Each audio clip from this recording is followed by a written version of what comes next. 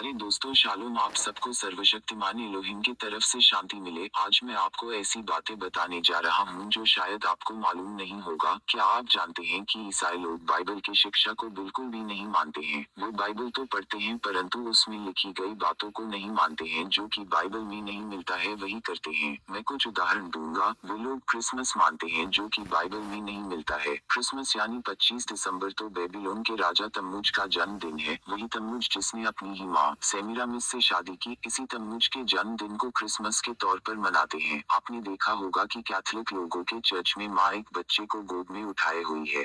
कहते तो है वो माता मेरी और जीसस है, परंतु असल बात यह है कि ये तम्मुज और सेमीरामिस की याद में रखा गया है। और इसी राजा की मृत्यु की याद में ईसाई लोग 40 दिन तक उपवास रखते हैं, जिसे वे लेंटिन डेज कहते हैं। गुड फ्राइडे और ईस्टर संडे भी मानते हैं जो कि बाइबल में नहीं है। ईस्टर एक ग्रीक देवी का नाम है जो बारिश की देवी मानते हैं।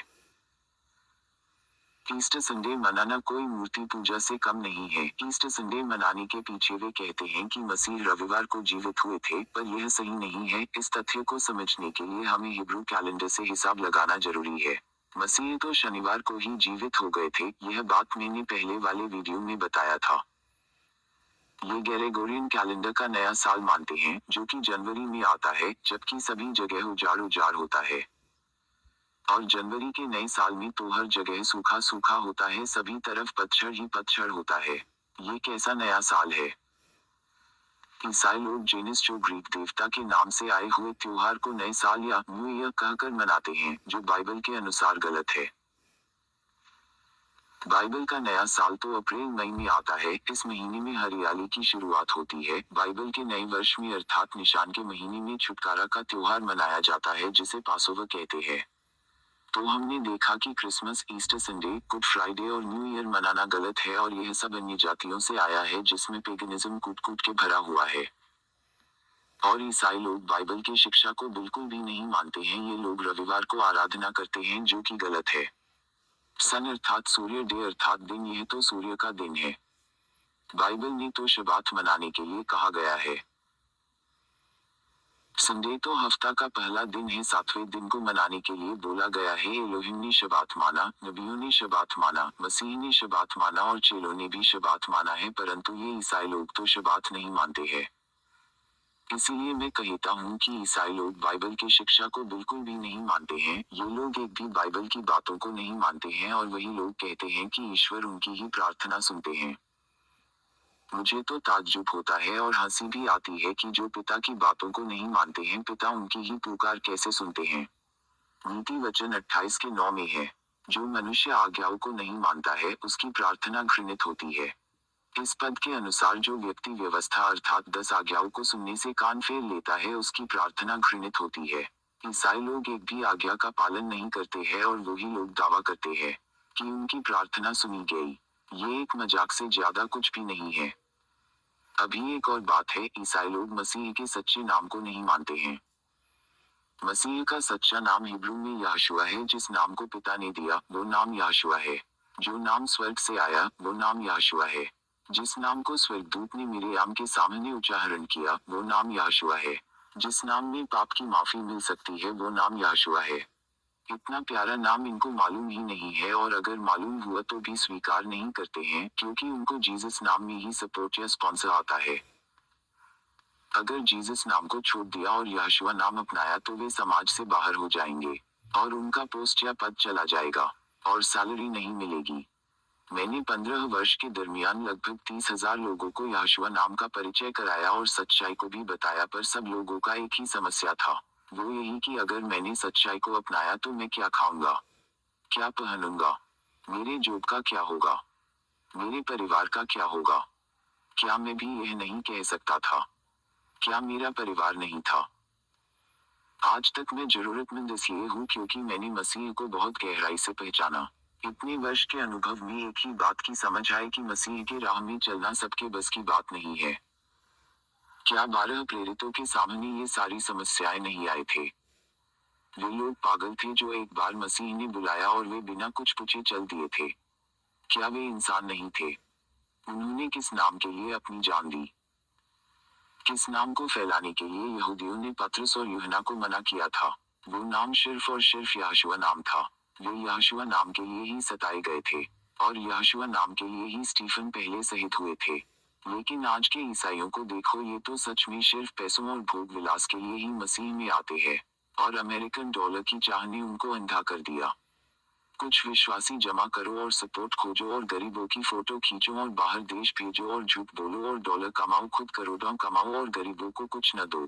और क्या पूरे बाइबल में कहीं भी किसी ने सैलरी लिया है? किसी भी चेलों ने सैलरी लिया है? जो सैलरी लेता है वो क्या सेवा करेगा? उसका मन तो सिर्फ महीने के अंत का इंतजार करता है। श्रापित है वो मनुष्य जो मनुष्य में ही भरोसा रखता है। मसीह कहते हैं यूहन्ना 10:12 में, किंतु किराए का मजदूर भेड़ों को छोड़कर भाग जाता है। ये किराए के पास्टर, एवेंजलिस्ट, मिशनरी सब के सब पैसों के लिए काम करते हैं। मैं चुनौती देता हूँ कि तुम जैसे लोगों के बस की बात नहीं है कि मसीह के पीछे पूर्ण रीति से चलो। ऐसे नमूनों को और अवसरवादी लोगों और डरपोक और आज्ञा न मानने वाले लोग और अशुद्ध जानवर खाने वाले लोगों को लेकर हमारे मसीह उनका राज्य स्थापित करने वाले हैं क्या? नहीं, कभी नहीं। ये लोग तो उनके राज्य को देख भी नहीं पाएंगे। प्रवेश करने की बात तो बहुत दूर की है। वो ये कि इन ईसाइयों ने तो हद कर दी यार। ये लोग अशुद्ध जानवर भी खाते हैं और बेदेही बेशर्मी से सर्वशक्तिमान पिता से पवित्र और शुद्ध करने के लिए प्रार्थना भी करते हैं। ये तो हद से भी ज्यादा बेशर्मी है। जिस जानवर को एलोहिम ने कहा ये तुम्हारे लिए अशुद्ध है, इसे मत खाना कहा है, उसी को पकाकर शुद्ध बनाने के लिए दुआ करना ये बेवकूफी और बेशर्मी नहीं तो और क्या है? जैसे लेवी 11:7 और 8 में कहा गया है कि तुम सूअर नहीं खाना और उसके लाश को नहीं छूना, क्योंकि वो तुम्हारे लिए अपवित्र है। पर उसी को पकाकर शुद्ध बनाने के लिए दुआ करके कहते हैं कि इसे पवित्र कर दो प्रभु। अरे मूर्ख मनुष्य, इतना तो सोचता कि दानियल ने क्यों शाही भोजन को ठुकरा दिया था और सिर्फ हरी सब्जी से गुजारा किया था। ये सब हमारे लिए एक उदाहरण है ताकि हम अपने शरीर को अशुद्ध न करें। ईसाई लोग कहते हैं कि नए नियम में सब शुद्ध कर दिया है। अरे तुम्हारे इन बातों से तुमने खुद तुम्हारे ईश्वर को बदलने वाला ईश्वर बना दिया। एलोहिम कहते हैं कि मैं बदलता नहीं। मलाकी 3:6 में कहते हैं क्योंकि मैं यहोवा बदलता नहीं। अगर एलोहिम कहते हैं कि वो बदलते नहीं है तो पुराने नियम में सूअर मत खाओ और नए नियम में सूअर खाओ कैसे बोल सकते हैं? ईसाई लोग मत्ती 15 का हवाला देके कहते हैं कि जो मुंह में जाता है उससे इंसान अशुद्ध नहीं होता है। इनको वचन का अर्थ लगाना ही नहीं आता है। यहाँ संदर्भ ध्यान में नहीं रख रहे हैं। यहाँ पर प्रश्न हाथ नहीं धोने के बारे में था।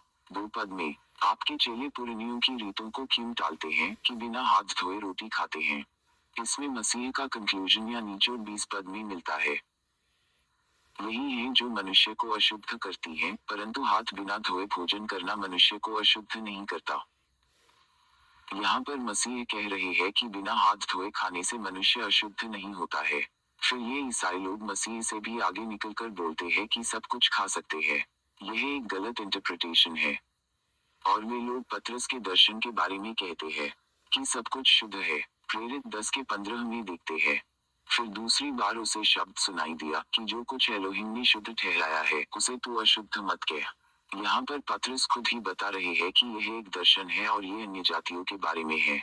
28 पद में पतरस ने उनसे कहा, तुम जानते हो कि अन्य जाति की संगति करना या उसके यहाँ जाना यहूदी के लिए अधर्म है, परंतु एलोहिम ने मुझे बताया है कि किसी मनुष्य को अपवित्र या अशुद्ध न कहूँ। यहाँ अंतिम लाइन में लिखा है कि किसी मनुष्य को अपवित्र या अशुद्ध न कहना।